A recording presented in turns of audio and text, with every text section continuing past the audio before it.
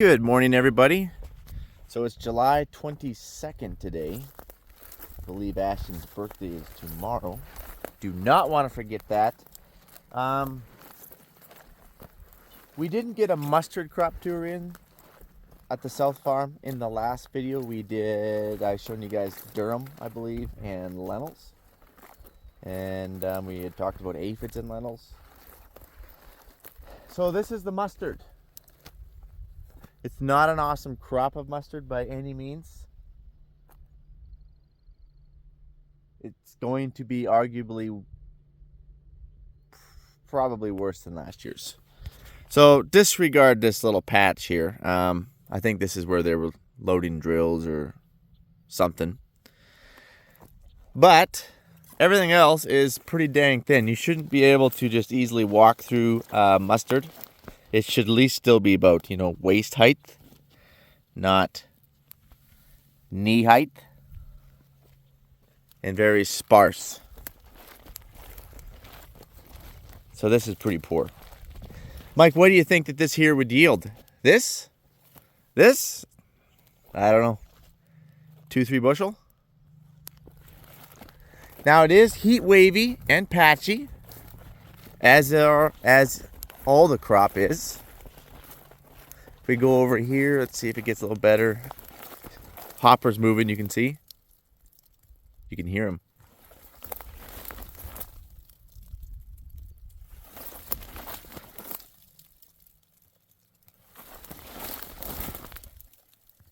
Look at all those hoppers.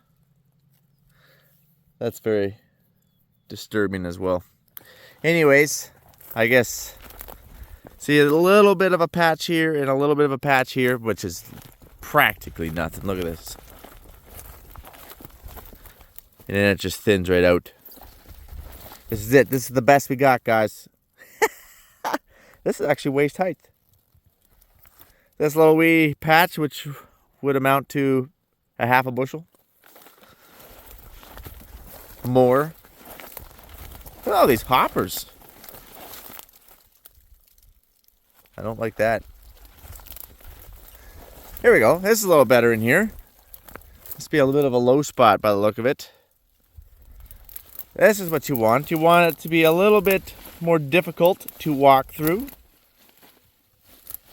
That's awesome. Okay, so this is a pretty good little patch. It goes all the way out over there.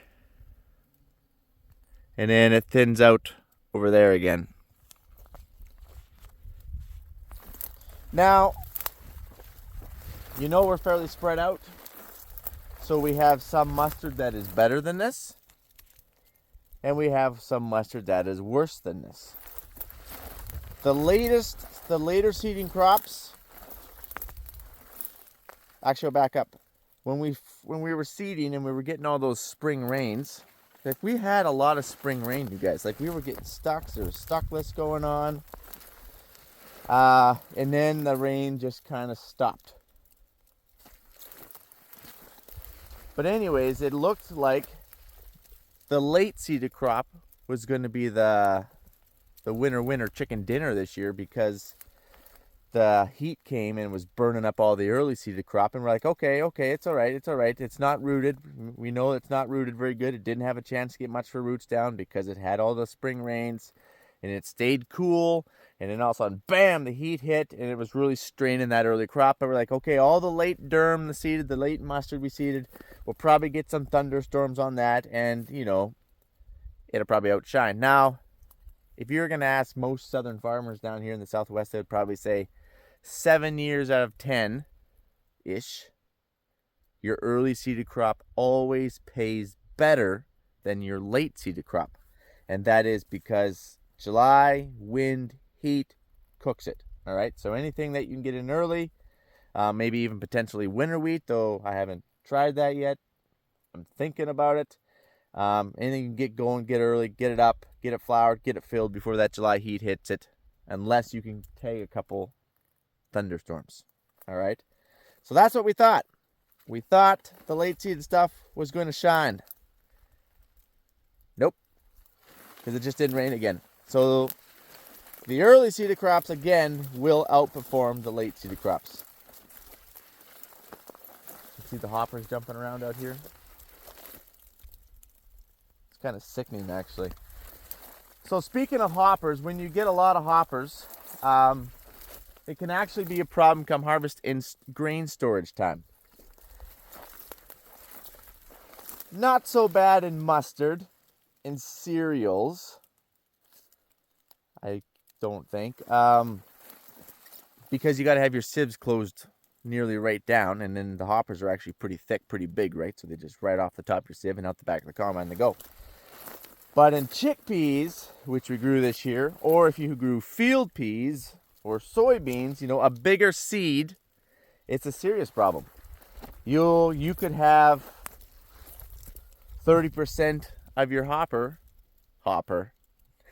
of hoppers, no pun intended.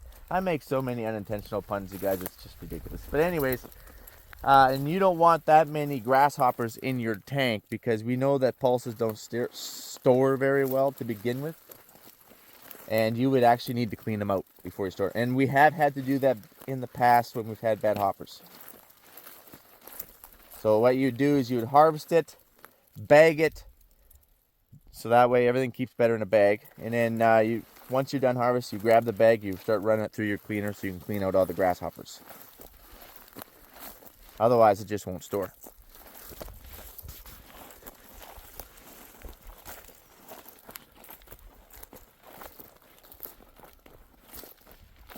Obviously, this is the thin part of the field.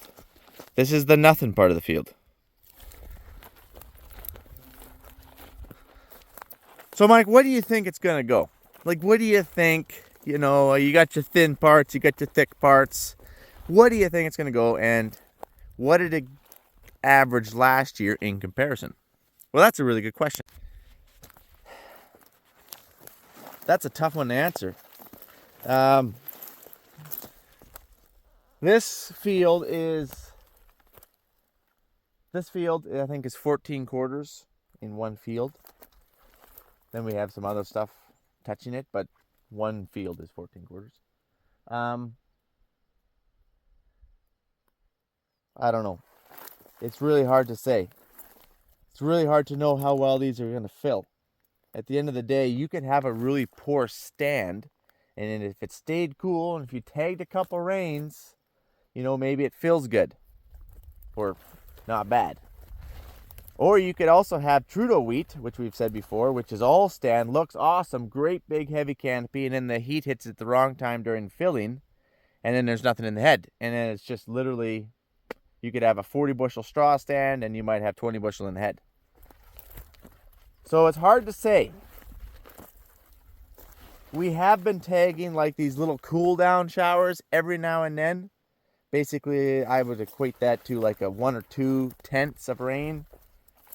It hasn't hit the whole farm, no. It's like literally just patchy in different areas. And obviously it didn't hit here. This morning we had last night we had a thunderstorm come through, dropped like a tenth of rain right at the farm. So I'm like, woohoo! So I started doing a crop tour. I'm like, where'd it go? And it actually ran out long before it ever got down here. So this didn't get it. So as it stands, and this was late seeded mustard, still trying to flower. Yesterday was 32 degrees. Today it's going to go to 34 with wind, and it's going to keep getting hotter. It's going to burn these flowers off.